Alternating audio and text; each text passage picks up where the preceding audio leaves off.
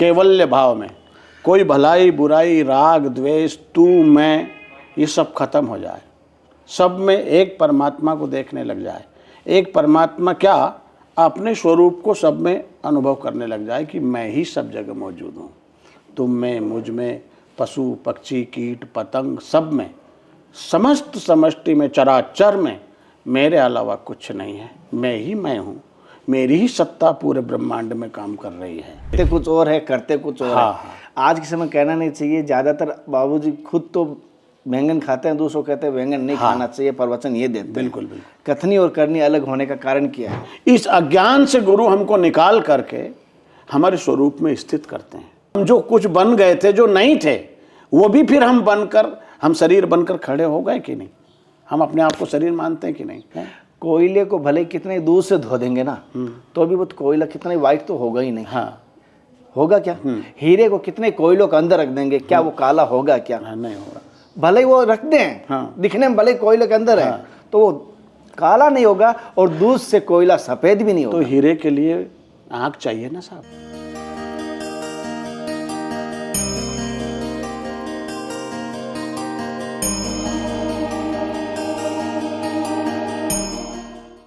साथियों, जैसे कि धर्म की यात्रा में लगातार दिव्य त्यागी तपस्वी विलक्षण संतों के दर्शन करा रहा हूँ।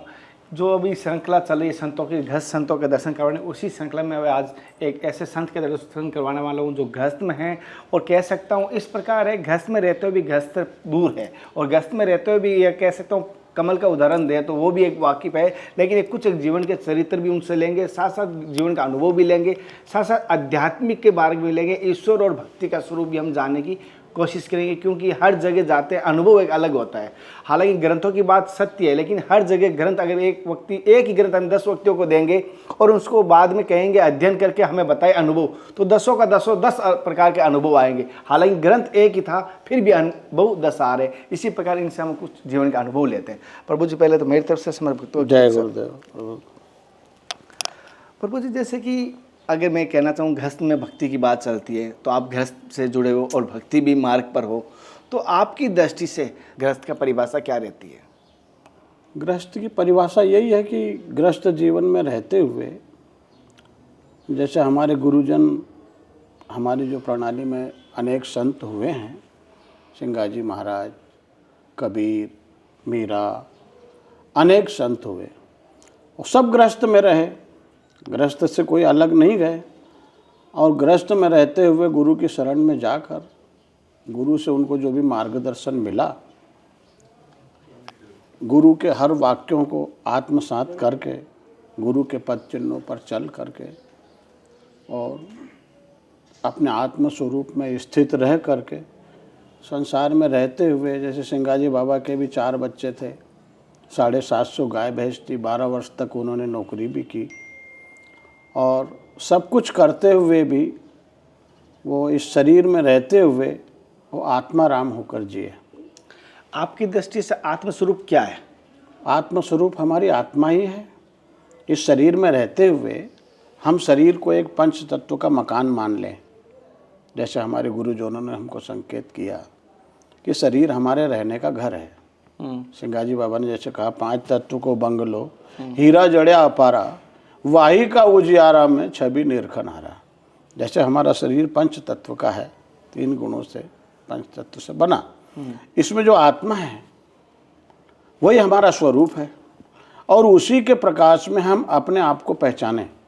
वाही का उजियारा में अपने आप को सब दूर से, संसार के तरफ से, विषयों के तरफ से समेट के अपने स्वरूप में स्थित होकर, और अपने स्वरूप में स्थित होकर फिर संसार के सब काम किए उन्होंने। जैसे कमल कीचड़ में रहते हुए भी खिलता है, एनर्जी भी लेता है कीचड़ से, और फिर भी वो कीचड़ से संबंध नहीं रखता, उसको स्पर्श नहीं कर सकता कीचड़।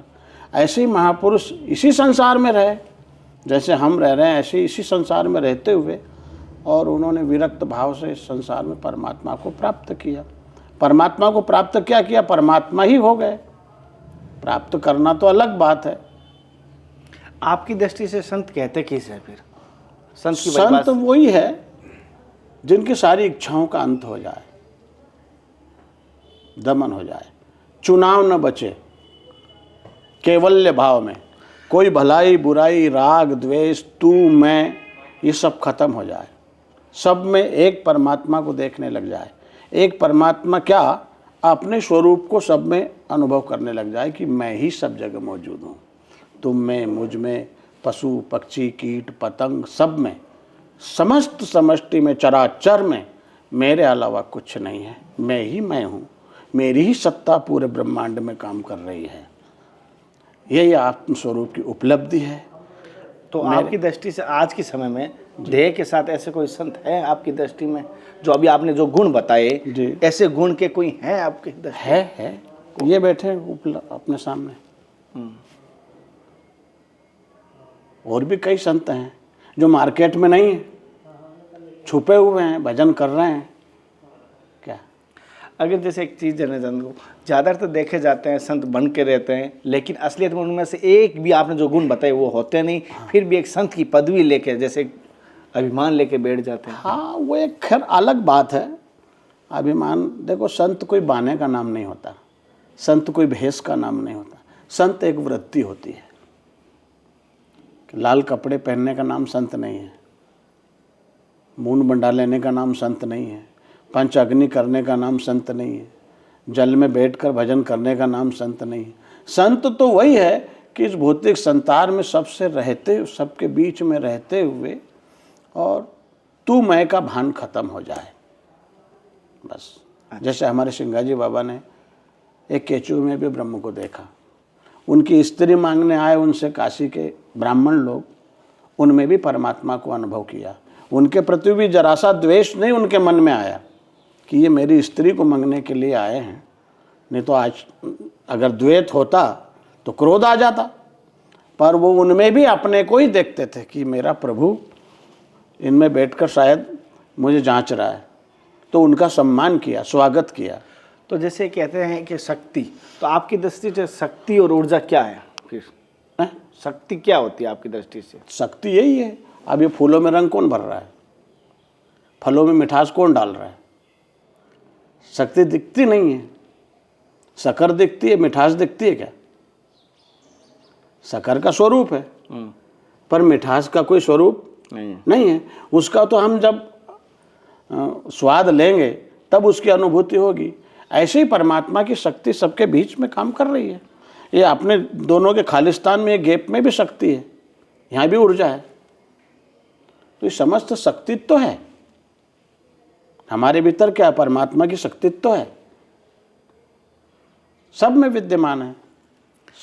तो एक संत की, एक कह सकते हैं साधक की क्या दृष्टि होनी चाहिए जीवन की? साधक की दृष्टि यही होना चाहिए कि हमारे गुरुजनों ने जो हमको आदेश किया है, हमारे शास्त्रों ने जो हमको इशारा किया है, उसको आत्मसात करें ईमानदारी से।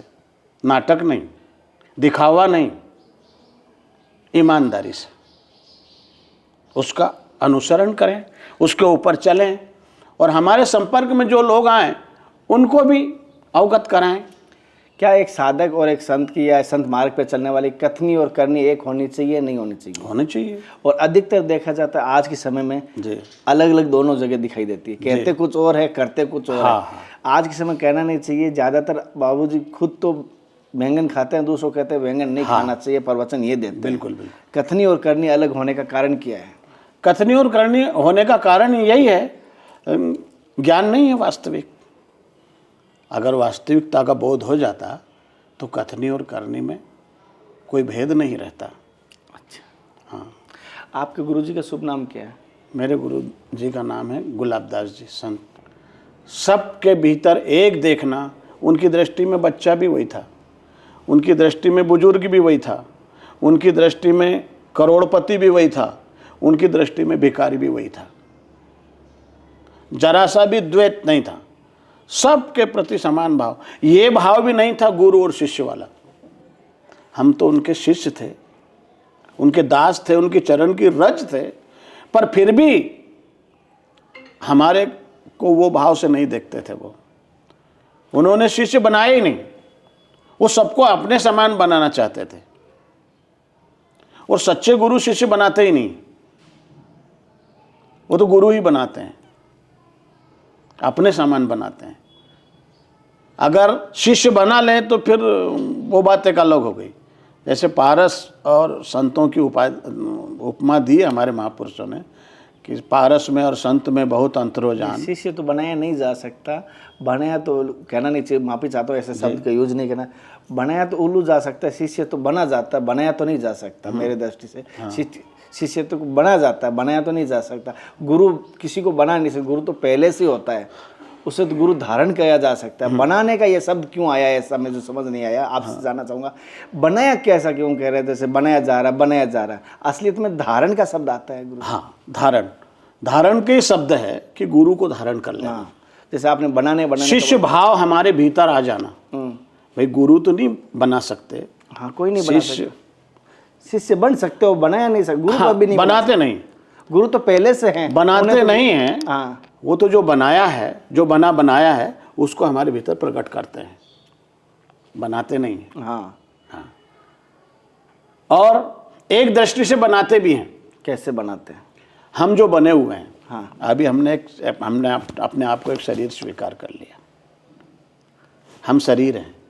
हम जिस जाति में जन्मे हैं वो जाति है। जिन माता पिताओं ने हमको जन्म दिया है हम उनके पुत्र हैं। ये पूरा अज्ञान है।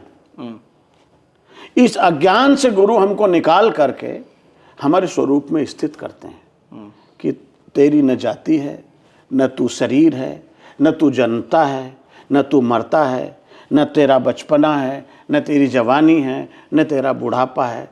तू तो अजन्मा है, अविनाशी है, निर्गुण है, जन्म और मृत्यु से परे है। इस भ्रांति से गुरु निकाल करके और हम अपने स्वरूप में खड़ा करते हैं। तो एक दृष्टि से बना नहीं है, हम जो कुछ बन गए थे, जो नहीं थे, वो भी फिर हम शरीर बनकर खड़े हो गए कि नहीं? हम अपने आप को शरीर मानते हैं कि नहीं है? जबकि हम शरीर नहीं हैं। तो गुरु इस भ्रांति से बाहर निकालकर हमें आत्म स्वरूप में ले जाकर खड़ा करते हैं कि तू ये है, जबकि पहले से ही था। जैसे ब्रह्मानंद जी का एक भजन है, हंसा सोहम, सोहम हंसा बार बार उल्टा है। ये तो पहले से ही हो रहा था, पर हमको ज्ञान नहीं था, हमको उसका बोध नहीं था। वो भेद किसने दिखाया, किसने समझाया? गुरु ने। सदगुरु पूरा भेद बतावे, निश्चय मन ठहरा।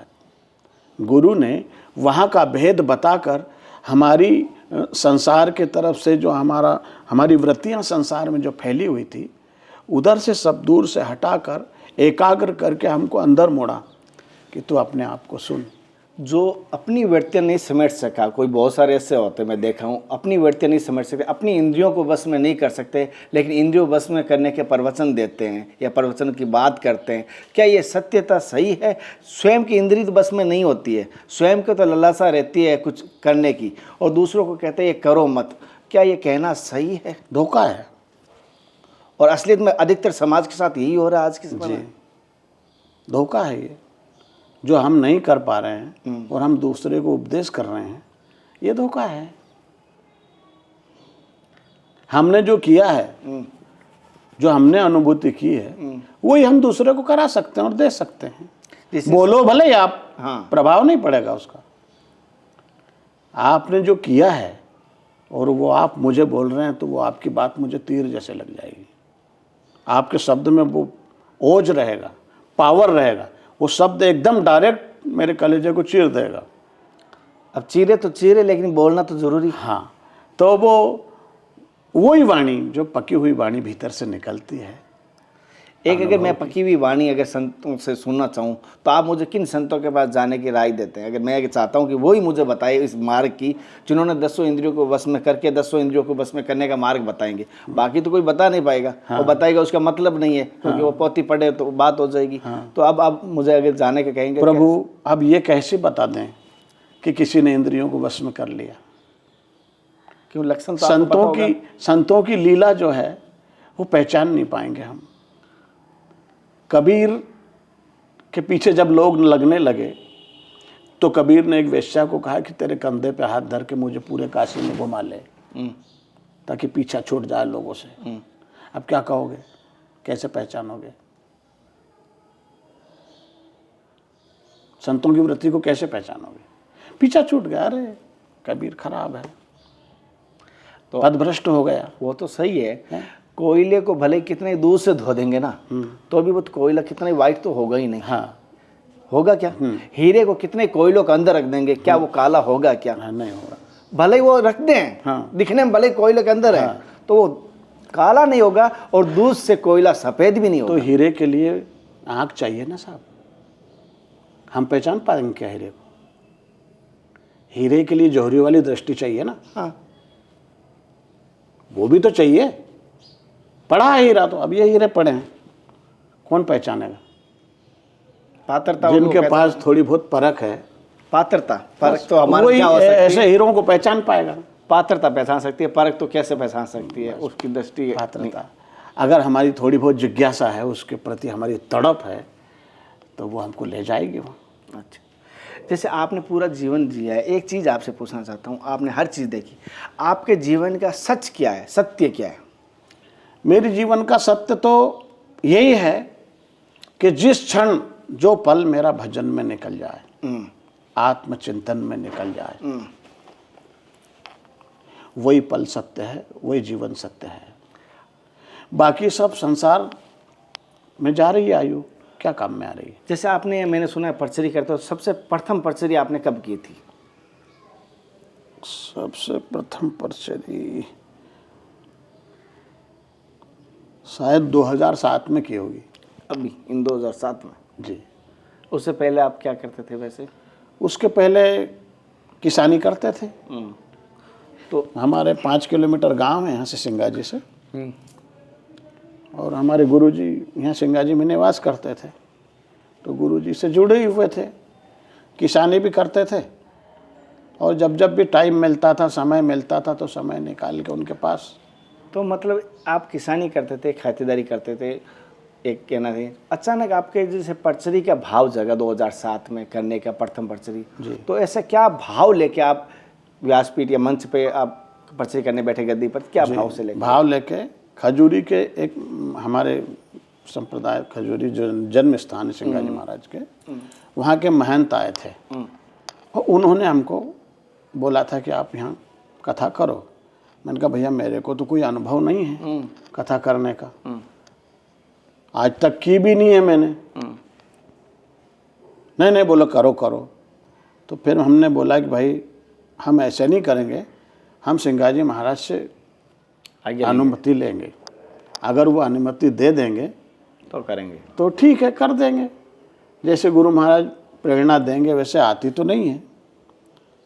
तो जब सिंगाजी महाराज की ज्योति यहाँ गांव में रखी हुई थी, मंदिर निर्माणाधीन था, हमने 2 चिट्ठी बनाई। हमारे एक गुरु भाई थे नरसुल्लागंज में जो रहते हैं, वो अब नहीं रहे, उन्होंने, और वो खजूरी के महंत भी आए थे, नानाजी महंत, 2 चिट्ठी बनाई, करना है कि नहीं करना है। उनके चरणों पर हमने चिट्ठी रखी सिंगाजी महाराज के, और पुजारी जी से वो चिट्ठी हमने उठवाई, तो फिर उसमें करने का निकला। तो फिर हमने पहली पर्ची खजूरी में की थी। और आज तक कितनी पर्चरी कर दी? हाँ, शायद 100 के लगभग। 100? जी, 100 में थोड़ी बहुत 1-2 कम हो जाए, ज़्यादा मैंने कहीं गिनती नहीं रखी। अच्छा जी। तो इतनी कथा करने के बाद, आपने इतनी पर्चरी करने के बाद, आप स्वयं के लिए क्या पाया? 100 कथा करने के बाद, कहते हैं 100 माला करने के बाद तो वो माला ही सिद्ध हो जाती है, आपने 100 पर्चरी कर दी, तो क्या पाया स्वयं के लिए, इस देह के लिए या इस अपने कल्याण के लिए? हाँ, स्वयं के लिए कि हम तो सुनते हैं एक पर्चरी किसी ने करवा दी या सुन ली, हाँ, उसका कल्याण हो सकता है, सुना है, आपने तो 100 कर दी। हाँ, तो बात यह है कि जो हम समझ रहे थे,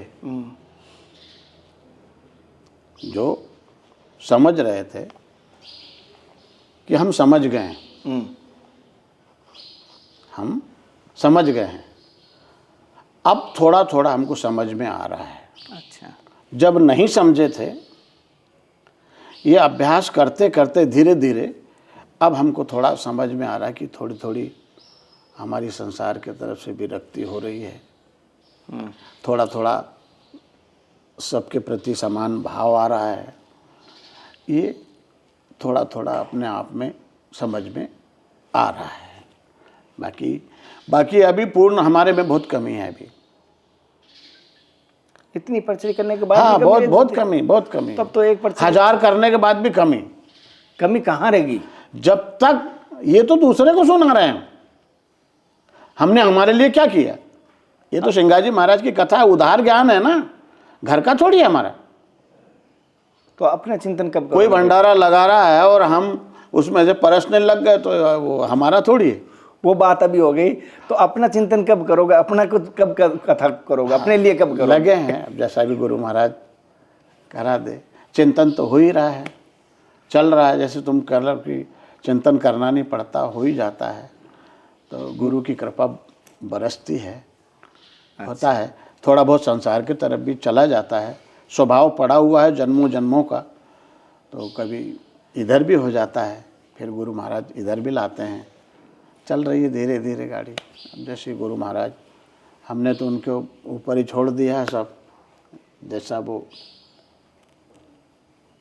तो हम चाहते हैं कि ऐसा हो कि आप वो जो पर्चरी वाली बात अपने जीवन में कभी उतरेगी तो हम भी सोचते हैं उसका फल हमें भी मिलेगा। तो जैसे आपने कहा ना अभी स्वयं का ही नहीं हुआ, तो हम सोचते हैं वो स्वयं का जब हो जाए तो और प्रभाव उसका तेज बन जाता है पर्चरी का, वो हो जाए तो अद्भुत रहता है। गुरु की कृपा होती पर रहे। मेरी बात को अगर बुरा मत माना, मेरी ऐसे ही आदत है कोई नहीं, कृपा क्या, आपको तो पूछना ही पड़ता ना भाई। नहीं खोरोगे कहीं तो मिलेगा कैसे?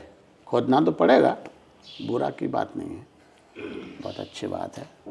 जी, लगे हुए हैं, कर रहे हैं, गुरु महाराज जैसे प्रेरणा दे रहे हैं। चलो साथियों, जैसे इनके जीवन का अनुभव लिए, साथ साथ हम इनके जीवन के बारे में बताया। हालांकि ये सिंगाजी महाराज की पर्चरी करते हैं, मैं इनका बताया यहीं। और आज की सत्संग कैसी लगी, अद्भुत लगी, या तो मुझे कमेंट करना। अगर गलती लगी तो मुझे बताना, मैं अगली बार सुधार करूंगा। अगले दर्शन और सत्संग फिर मिलते हैं, तब तक जय हिंद, वंदे मातरम, हर हर महादेव, हरे कृष्णा। हे नाथ, हे मेरे नाथ, मैं आपको बोलूँ नहीं। जय गुरुदेव, जय सिंगाजी महाराज की जय हो, जय हो।